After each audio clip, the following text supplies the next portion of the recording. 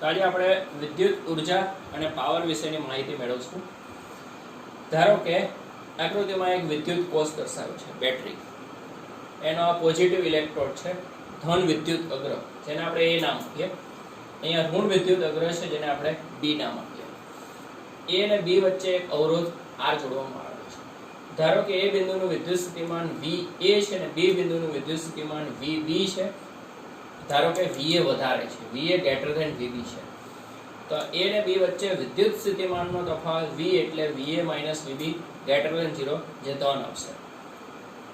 તો હંમેશા વિદ્યુત ભાર એટલે કે ઇલેક્ટ્રોન વધારે સ્થિતિમાનથી ઓછા સ્થિતિમાન તરફ ગતિ કરે છે.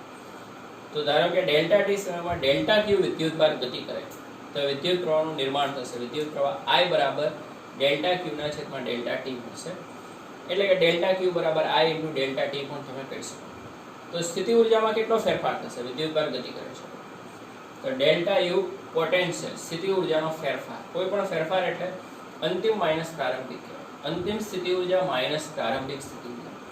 અંતિમ સ્થાન બી છે એટલે બી બિંદુની સ્થિતિ ઉર્જા માઇનસ એ બિંદુની સ્થિતિ ઉર્જા. કોઈ પણ બિંદુની સ્થિતિ ઉર્જા એટલે તે બિંદુનું સ્થિતિમાન ગુણ્યા વિદ્યુત ભાર. એટલે અંતિમ બી બિંદુ માટે ડેલ્ટા ક્યુ ઇન્ટુ વીબી માઇનસ પ્રારંભિક એટલે ડેલ્ટા ક્યુ ઇન્ટુ વી આવશે. ડેલ્ટા ક્યુ સામાન્ય લઈ લો તો વીબી માઇનસ વી આવે, પરંતુ અહીંયા આપણે વીએ માઇનસ વીબી વી લીધેલું છે તો આ આવશે માઇનસ વી. ડેલ્ટા ક્યુની કિંમત મૂકો તો આઈ ડેલ્ટા ટી થશે. એટલે સ્થિતિ ઉર્જાનો ફેરફાર આવશે માઇનસ આઈ વી ડેલ્ટા ટી, જે ઋણ થશે. તો ગતિ ઉર્જાનો ફેરફાર કેટલા થાય? યાંત્રિક ઉર્જા સંરક્ષણના નિયમ અનુસાર સ્થિતિ ઉર્જા અને ગતિ ઉર્જાનો સરવાળો અચળ હોય છે. એટલે સ્થિતિ ઉર્જાના ફેરફાર અને ગતિ ઉર્જાના ફેરફારનો સરવાળો શૂન્ય થાય. એટલે કે ડેલ્ટા કે બરાબર માઇનસ ડેલ્ટા યુ પોટેન્શિયલ. સ્થિતિ ઉર્જામાં જેટલો ઘટાડો થાય એટલો જ ગતિ ઉર્જામાં વધારો થાય. યાંત્રિક ઉર્જા કુલ ઉર્જા અચળ રહેતી હોય છે. ડેલ્ટા યુ ઋણ છે એટલે ડેલ્ટા કે ધન થઈ જશે. તો અહીંયા ગતિ કરતા વિદ્યુત ભારોની ગતિ ઉર્જાનો ફેરફાર ધન આવે છે. ગતિ ઉર્જાનો ફેરફાર ધન હોવાનો મતલબ કે એની ઝડપમાં વધારો થાય. તો ઇલેક્ટ્રોન પ્રવેગિત થવા જોઈએ, પરંતુ આપણે જાણીએ છીએ કે વાહકમાં ઇલેક્ટ્રોન ગતિ કરે ત્યારે આયનો સાથે અથડાય છે, એટલે એની ઝડપમાં વધારો નથી થઈ શકતો, પરંતુ એ અચળ ઝડપ ડ્રિફ્ટ વેગ વીડી થી ગતિ કરે છે.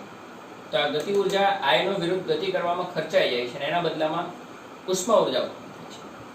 એટલે વિદ્યુત ભારે ગુમાવેલી ગતિ ઉર્જા કે વિદ્યુત ઉર્જા બરાબર ઉત્પન્ન થતી ઉષ્મા ઉર્જા. સામાન્યતઃ ઉષ્મા માટે સંજ્ઞા આપણે H લેતા હોય, અહીંયા W લે છે, એક જાતનું કાર્ય પણ છે. તો ઉષ્મા ઉર્જા ડેલ્ટા W બરાબર ડેલ્ટા કે બરાબર I વી ડેલ્ટા ટી થશે. એકમ સમયમાં ખર્ચાતી ઉર્જા એટલે પાવર કહેવાય, P. ડેલ્ટા W ના છેદમાં ડેલ્ટા ટી, સામે આવશે VI ડેલ્ટા ટી છેદમાં. તો પાવરનું સૂત્ર મળ્યું છે, ધોરણ 10 માં તમે ભણી ગયા છો. P બરાબર VI છે. અને ઓહમના નિયમ પરથી આપણે જાણીએ છીએ V બરાબર IR છે. તો I ના સ્થાને પહેલા ધારો કે V ના સ્થાને કિંમત મૂકી IR, તો I2R થશે. હવે I ના સ્થાને કિંમત મૂકો V ના છેદમાં તો V2/R થશે. તો પાવરના ત્રણ સૂત્ર યાદ રાખવાના છે. P બરાબર VI, P બરાબર I2R અને ક્યારેક P બરાબર V2/R પણ આવશે. હવે આપણે જાણીએ છીએ કે પાવર સ્ટેશનથી રેસિડન્ટ વિસ્તાર રહેણાંક ખૂબ દૂર હોય છે. તો પાવર સ્ટેશનમાં ઉત્પન્ન થયેલા પાવરને રેસિડન્ટ વિસ્તાર સુધી પહોંચાડવા માટે ખૂબ જ લાંબા કેબલની જરૂર પડે છે. કેબલમાં વ્યય થતો પાવર PC એટલે I2RC, RC એટલે કેબલનો અવરોધ છે. તો કેબલ ખૂબ લાંબો હોવાથી એનો અવરોધ પણ ખૂબ મોટો આવશે, કારણ કે R બરાબર ρ L ના છેદમાં એ આવે છે. તો મોટો અવરોધ ધરાવતો કેબલ હોય તો મોટા ભાગનો પાવર તો વ્યય પામી જાય. તો પાવર સ્ટેશનનો પાવર રેસિડન્ટ વિસ્તાર સુધી પહોંચે જ નહીં. તેના માટે શું કરવું પડે? કેબલની લંબાઈ એટલે કે અવરોધ તો ઘટી શકવાનું છે નહીં, એટલે આપણે પ્રવાહ ઘટાડવાનું વિચારીએ, કારણ કે એનો વર્ક છે. તો પ્રવાહ ઘટાડવા જાઓ તો અહીંયા કુલ પાવર પણ ઘટી શકે છે. તો વોલ્ટેજ વધારી દો, એટલે વોલ્ટેજ વધારી દો, પ્રવાહ ઘટાડી દો, ગુણાકાર અહીંયા કુલ પાવર અચળ રહેશે. વ્યય પામતો કેબલમાં વ્યય તો પાવર ઘટી જશે. I ની કિંમત મૂકો તો P ના છેદમાં 20 એટલે P2RC ના છેદમાં V2 થઈ જશે. તો પાવર સ્ટેશનમાં વોલ્ટેજ વધારી અને પછી એને ટ્રાન્સમિટ કરવામાં આવે છે. દાખલા તરીકે 230 વોલ્ટ છે એને 11000 વોલ્ટ સુધી વધારી દેવામાં આવે છે. ટ્રાન્સમિટ થઈ જાય, રેસિડન્ટ વિસ્તારમાં પહોંચી ગયા બાદ એને ફરી 11000 માંથી 230 સુધી ઘટાડવો પડે. એટલે આ બંને ક્રિયા વોલ્ટેજ વધારવાની, પાવર સ્ટેશનમાં વોલ્ટેજ વધારવાની જરૂરિયાત ઊભી થાય. રેસિડેન્ટ વિસ્તારમાં વોલ્ટેજ ઘટાડવાની જરૂરિયાત થાય. એ બંને ક્રિયા ટ્રાન્સફોર્મરની મદદથી થાય છે. ટ્રાન્સફોર્મર બી બે પ્રકારના આવે. પાવર સ્ટેશનમાં જે આવે વોલ્ટેજ વધારે સ્ટેપ અપ ટ્રાન્સફોર્મર કહેવાય.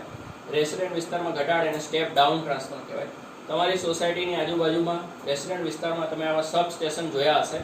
એક જાતના ટ્રાન્સફોર્મર છે. એમાં 11,000 વોલ્ટ ભાગ્યા 230 વોલ્ટ એવું લખેલું તમને જણાશે. 11 kV by 230 વોલ્ટ. તો આ રીતે ટ્રાન્સફોર્મર વિગતવાર અભ્યાસ ટ્રાન્સફોર્મરનો 7મા ચેપ્ટરની અંદર થશે.